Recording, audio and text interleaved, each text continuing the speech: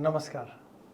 आइए शुरू करते हैं अपनी यात्रा ये समझने की कि कैसे हमारी स्टॉक मार्केट्स जैसे निफ्टी या बीएससी या फिर उसके अलावा धातु जिन्हें हम प्रेशियस मेटल भी कहते हैं जैसे सोना, चांदी और बाकी बुलियन, ये किस तरीके से काम करेंगे या फिर उसके अलावा क्रिप्टो भी कैसे उतार चढ़ाव लेगी, ये हमारे ग्रहों की चाल के साथ।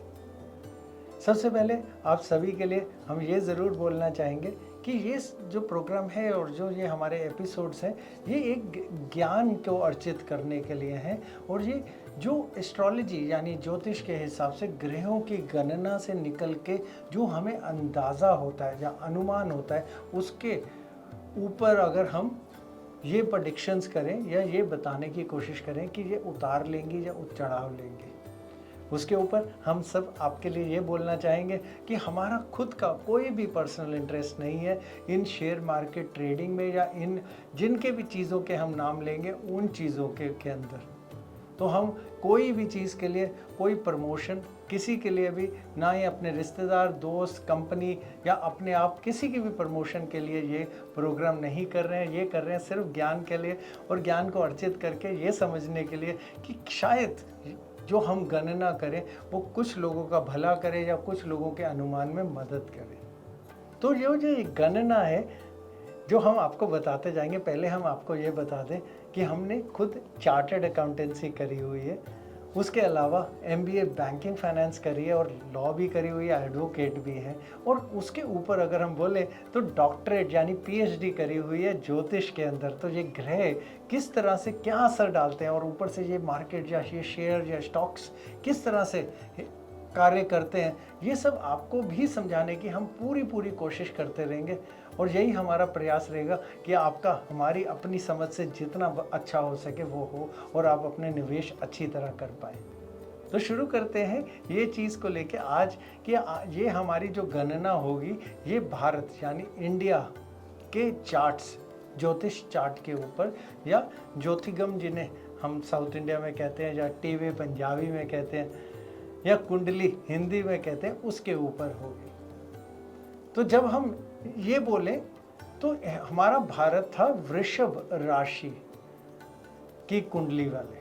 तो जब हमारे को आज़ादी मिली उससे हमारी जो कुंडली बनी वो वृषभ राशि की थी और इसी वृषभ में इस समय बुध आ रहे हैं और वृषभ राशि जो है ये शुक्र की राशि है और शुक्र इस समय बैठे हुए हैं मीन के अंदर और मीन में इस समय और साथ में है शनि। और ये हम तिथियों की अगर हम बात कर रहे हैं तो ये हम बात कर रहे हैं 23 मई से लेके 6 जून तक। बुध बहुत छोटे समय के लिए आते हैं, बहुत तेज चलने वाले ग्रह हैं, लेकिन वो आएंगे और बहुत कुछ बदलाव दे के जाएंगे। तो यही बदलाव हम आपको अब इन्हीं के साथ आज समझाएंगे। तो जब मीन राशि के अंदर शुक्र बैठते हैं तो वो उच्च के हो जाते हैं और बुध जब हमारे जो देश के लगन में आ रहे हैं वहाँ पे सूर्य भी बैठे हैं तो ये बनाएंगे बुध आदित्य योग। वहाँ से शुक्र देखेंगे 5वें घर को और जो 5वां घर है वो है कन्या राशि। कन्या राशि है बुध की राशि।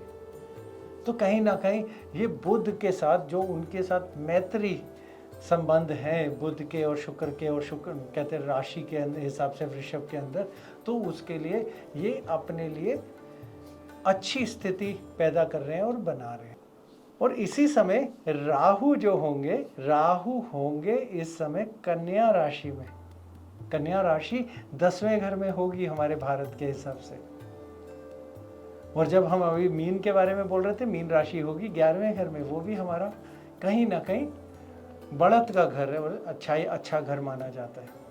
और ये सब किसको देख रहे हैं? 5वें घर के ऊपर जोर डाल रहे हैं, जो घर हमारा ट्रेडिंग की तरह देखा जाता है। तो जो हमारे बुध हैं वो है चांदी और जो हमारे शुक्र हैं वो भी हैं चांदी और वो दोनों आपस में कहीं पे एक दूसरे के साथ जुड़ रहे हैं, चाहे राशि से या नज़र से वो एक दूसरे के साथ जुड़ रहे हैं और दोनों में है मैत्री।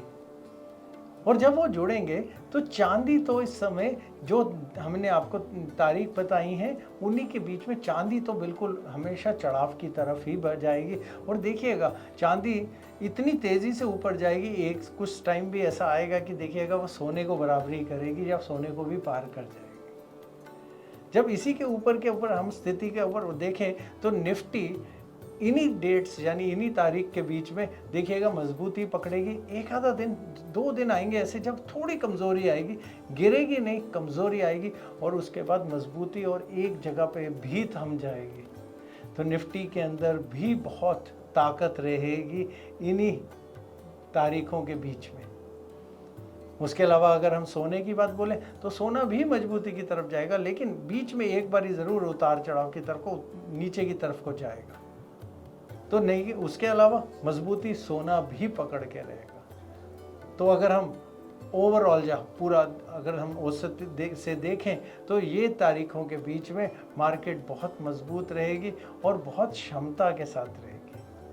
इसी तरह आगे भी जो आएंगे हफ्ते, हर शनिवार को हम आपको ये बताते रहेंगे कि अगले हफ्ता आपके लिए कैसा जाएगा। तो क्योंकि शनिवार को बताएंगे तो आपको दिन भी मिलेगा सोमवार तक अपनी प्लानिंग करने का, ताकि उस हिसाब से आप भी शेयर मार्केट में या फिर ये स्टॉक मार्केट में अपने हिसाब से अपने पैसों का किस तरह से निवेश करना है सोच समझ के कर पाएँ।